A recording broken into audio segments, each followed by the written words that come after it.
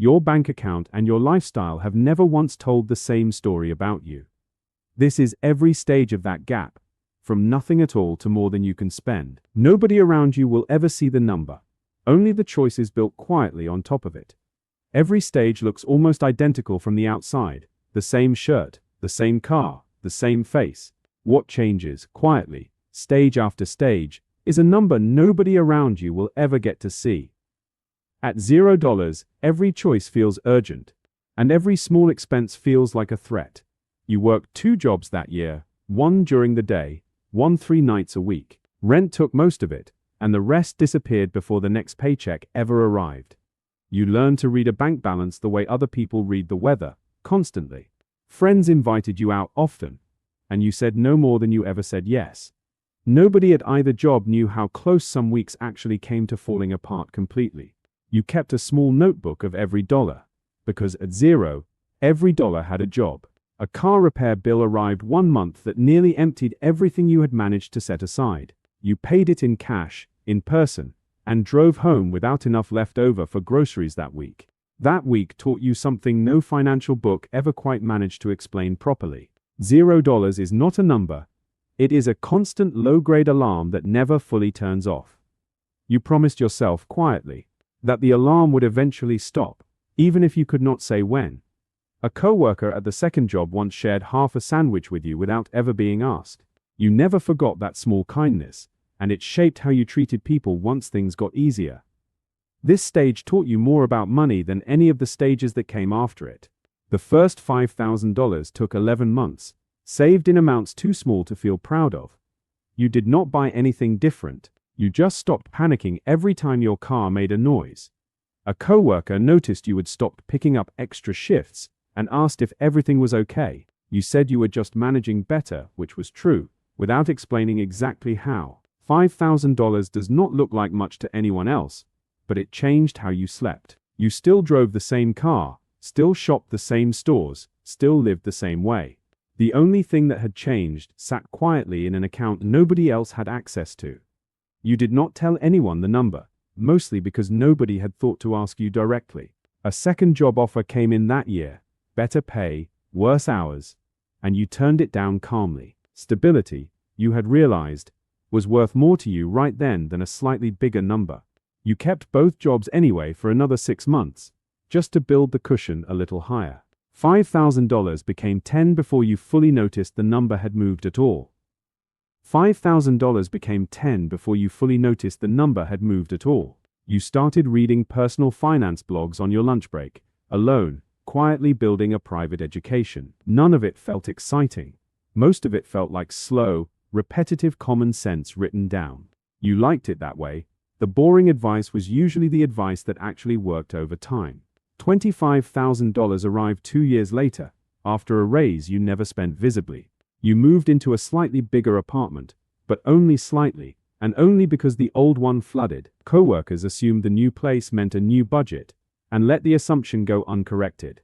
You automated your savings that year, a fixed percentage, moved before you ever saw it. The automation removed the daily decision, and removing the decision removed most of the temptation. Your car turned 10 years old, and you fixed the air conditioning instead of replacing it. 25,000 felt like the first number that would not disappear in a single bad month. You still told people you were doing okay, which had quietly become the understatement of your life. A close friend went through a rough financial stretch, and you quietly covered a shared bill without saying much. She thanked you and assumed it barely made a dent in your own budget, which happened to be true. You never mentioned the 25,000, and she never thought to ask about it either. The number kept climbing quietly while your visible life stayed exactly where it had always been. The number kept climbing quietly while your visible life stayed exactly where it had always been. A landlord raised the rent that year, more than expected, and you paid it without any complaint. Other tenants in the building complained loudly about the increase in the shared laundry room. You nodded along sympathetically, without mentioning that the increase barely registered for you at all. $75,000 meant something had shifted, even though nothing visible had changed at all. A friend from college reached out about investing in his new business, confident and persuasive. You listened politely, asked a few careful questions, and declined without mentioning your own numbers. He assumed you simply did not have the money, and you let that assumption stand exactly there. Your emergency fund alone could have covered 6 months without a single paycheck arriving. Nobody guessed that from the same cracked mirror sedan still parked outside your building. The gap between what you had and what you showed had started to feel almost normal now. You did not feel dishonest, you felt careful, and the difference had started to matter to you. A recruiter reached out with a higher paying offer, and you almost did not reply at all. You took the interview mostly out of curiosity, not out of any real financial pressure. The offer was generous, and you negotiated harder than you expected to, almost enjoying it. You took the job, kept the same apartment, and let the extra income disappear into the same system. You took the job, kept the same apartment, and let the extra income disappear into the same system. A neighbor mentioned struggling to cover an unexpected medical bill that same month, visibly stressed. You offered a small amount discreetly, framed as a loan neither of you ever expected repaid. The neighbor thanked you repeatedly, assuming it had genuinely stretched your own budget to help. $450,000 arrived during a year that otherwise felt completely unremarkable. You had stopped checking the account daily by then, mostly just glancing at it once a month. The habit of checking had faded the same way any habit fades once the anxiety behind it disappears. A close friend went through a difficult divorce that year, and leaned on you more than usual. You listened for hours, offered what support you could, and never once mentioned your own finances. The friendship mattered more in that moment than any number sitting quietly in an account somewhere. $450,000 had taught you that some kinds of wealth were never about money at all. At $150,000, the account had grown past anything you would once imagined possible. You still packed lunch most days, still drove the same sedan, still lived in the same apartment. A new coworker assumed, based on all of it, that you were still early in your career. You let the assumption stand, mostly because correcting it would have required a much longer story. For the first time, you considered a small upgrade, nothing dramatic, just something slightly nicer. You walked out without buying anything, the same way you always did, and drove the sedan home. $150,000 had taught you that the temptation never fully disappears, it just gets quieter. You had learned to recognize the urge and let it pass, the same way you always had before. You started meeting quarterly with a fee-only advisor, mostly just to double-check your own thinking. He seemed slightly surprised each time by how disciplined your plan already was without his help. You paid him for reassurance more than guidance, and considered it money well spent regardless. $150,000 had started to feel less like a number and more like a flaw. $150,000 had started to feel less like a number and more like a flaw. You ran the numbers one weekend on what full financial independence would actually require someday. The answer felt distant but no longer impossible, which was a genuinely new feeling to sit with. You did not rush anything after that, the plan simply continued exactly the way it always had. $300,000 crossed quietly, somewhere between one ordinary paycheck and the next. Your parents asked, gently, if you were saving enough for retirement, the way parents often do. You told them you were doing fine, which was, by a significant margin, an understatement. They had no way of knowing the real number, and you had no plan to ever tell them. A manager at work joked once about your car needing to be retired before it broke down completely. You laughed along easily, because the joke, from where you stood, had stopped being able to sting. $300,000 had quietly become proof that the early years of discipline had actually worked. You still did not feel the need to prove that to anyone standing anywhere near you. A sibling asked to borrow a modest amount for a medical bill, nervous about even asking at all. You said yes immediately, transferred it that same afternoon, and told them not to worry about paying it back. They thanked you repeatedly, assuming it had been a real stretch for you to help at all. You never corrected that assumption either, because the help mattered more than the credit did. You never corrected that assumption either, because the help mattered more than the credit did. A financial advisor reached out cold, offering a free consultation based on some public survey data. You took the meeting out of curiosity, and answered his estimating questions with intentionally vague numbers. He pitched a plan built for someone starting from far less than you actually already had. You thanked him politely, declined the paid package, and kept doing exactly what already worked. $300,000 had become proof that most advice, past a certain point, was simply noise. A local news segment that year covered rising living costs, interviewing residents outside a grocery store. A reporter approached you for a comment, and you gave a brief, honest, thoroughly unremarkable answer. The segment aired that evening, and a coworker mentioned seeing you on it, mildly amused by the coincidence. Nobody watching that clip would have guessed anything about the number sitting quietly behind the interview. $600,000 meant the math had started working faster than your paycheck ever could. Some months, the growth alone outpaced what you brought home from both of your old jobs combined. You kept working the same job anyway, mostly because you genuinely still liked doing it. A younger coworker once asked how you managed to seem so relaxed about deadlines and pressure. You told him relaxed was easier when very little at work could actually threaten your life. He laughed, assuming it was a joke about confidence, and never once suspected it was literal. $600,000 had given you something more valuable than money, a kind of quiet immunity. Nothing about your daily life reflected that immunity, and that had always been the entire design. A round of layoffs hit the company that year, and panic moved through the office like a current. You felt concern for your coworkers genuinely, but none of the fear that gripped most of the room. Your position survived that round, but you already knew it would not have mattered much either way. $600,000 meant options existed now that most of the room could not see or imagine. $600,000 meant options existed now that most of the room could not see or imagine. You started thinking seriously about what work would look like if money stopped being the reason. The answer surprised you. You realized you would probably keep doing something close to this anyway.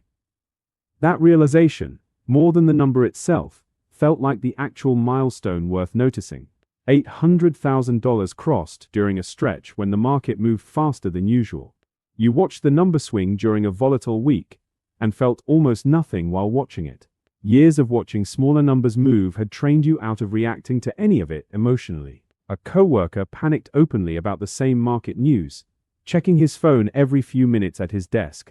You offered a calm word or two, without mentioning that your own exposure was considerably larger. $800,000 had taught you that patience, more than any strategy, was the real advantage. You started mentoring a junior coworker that year, purely because you enjoyed teaching the fundamentals. He asked once, half joking, if you were secretly rich given how calm you always seemed about money. You laughed, said something deflecting and vague, and moved the conversation back to his actual question. $1 million crossed on an ordinary Tuesday, while you were doing laundry down the hall. You checked the account afterward, almost by accident, and sat with the number for a while. You did not call anyone, did not post anything, did not change a single plan for the rest of that day. You finished the laundry, walked back to the same apartment, and made dinner like any other night. The number felt surreal for about an hour, and then it simply became another fact about your life. Your car was still the same cracked mirror sedan, parked exactly where it always was outside. Nobody watching you walk to that car the next morning would have guessed anything had changed. $1 million, it turned out, changed almost nothing about the way your days actually looked. A cousin getting married that year asked, half joking, if you could help cover the honeymoon. You said you would think about it, then quietly covered the entire thing without telling anyone the source. The family assumed a distant relative or a wedding fund had covered it, and you never corrected them. Watching the cousin's joy that day meant more to you than any credit for the gift ever could have. A distant relative at the same wedding mentioned struggling with student loans, half joking about it. You made a mental note, and quietly arranged a partial payoff as an anonymous gift weeks later. The relative never learned who sent it, and guessed at 3 or 4 different possible names. You drove home from the wedding in the same sedan, windows down, radio low, completely at ease. Somewhere between the ceremony and the drive home, $1 million had stopped feeling like a milestone. It had simply become one more quiet fact, folded into a life that still looked exactly the same. $1.5 million arrived quietly, somewhere in the space between 2 ordinary weekends. You took a short trip that year, modest, off-season, the same way you always had traveled before. A fellow traveler at the guest house asked what you did for work, casually, over a shared breakfast. You gave a simple, honest answer, and the conversation moved easily on to something else entirely. Nobody at that table would have guessed the actual number sitting quietly back home in an account. $1.5 million had stopped feeling like an achievement and started feeling like simple weather. Back home, A package arrived from an old friend, a small thank you gift with no explanation attached. You never mentioned the anonymous gifts you would sent over the years, and never expected anyone to guess. Some kindnesses work better when nobody can trace them back to a specific number or a specific name. Past 2 million. The growth started to feel less like saving and more like simple physics. You upgraded exactly one thing that year, a slightly better mattress, after 11 years on the old one. It felt like an enormous purchase at the time, though it cost less than most people's phone bills. Your lifestyle, by any visible measure, still matched someone earning a fraction of what you actually held. That gap was not an accident anymore, it had become the entire structure your whole life was built on. People still assumed things about you based on the car, the apartment, the plain rotation of shirts. Every one of those assumptions was wrong, and none of them had ever once cost you anything. A financial journalist reached out once, curious about profiling quiet savers for a small feature. You declined politely, explaining that the story only worked as long as nobody was telling it. She seemed disappointed but understood, and the feature ran instead with someone far more willing. You drove home in the same sedan, relieved the story would stay exactly where it belonged. The distance between the number and the lifestyle was, by this stage, the entire point of the exercise. A young cousin, still in college, asked once what the actual secret to wealth really was. You told him honestly, there was no secret, just small boring choices repeated for a very long time. He looked slightly disappointed, clearly hoping for something more exciting than boredom and repetition. You told him that was exactly the reaction most people had right before they gave up too early. He remembered the conversation for years afterward, long after he would forgotten most of that particular day. The distance between the number and the lifestyle was, by this stage, the entire point of the exercise. You thought sometimes about what would happen if the number became public somehow, by accident. The thought never lasted long, mostly because you had built the whole system precisely to prevent it. Every stage behind you had been a small, deliberate choice to keep the gap exactly where it was. Looking back across every stage, the pattern never once changed from the very first dollar onward. The lifestyle stayed roughly the same while the number underneath it moved through very different worlds. At 0, that gap was survival. At 2 million, that same gap had become a decision. Nobody at any stage ever really knew which version of the gap they were looking at. You closed the laptop and made one more cup of coffee, the same way you always did. Tomorrow would look exactly like today, and the day before that, and most days before that too. Nobody would notice anything different, and that still remained exactly the entire point of it. Outside, the cracked mirror sedan sat parked exactly where it always did, unremarkable, patient, quiet. Every stage from 0 to 2 million had asked the same quiet question, over and over again. Would you rather be seen, or would you rather be free? And you had answered the same way every time. Somewhere, a coworker still believed you were struggling, and a manager still remembered a joke about your car. None of them were wrong to believe it. The evidence had always pointed exactly where you wanted it to. You turned off the last light in the apartment and stood for a moment in the quiet dark. Every stage, from 0 to 2 million and beyond, had been building toward this exact kind of quiet. And somewhere behind that ordinary door, the gap between the number and the life kept quietly growing.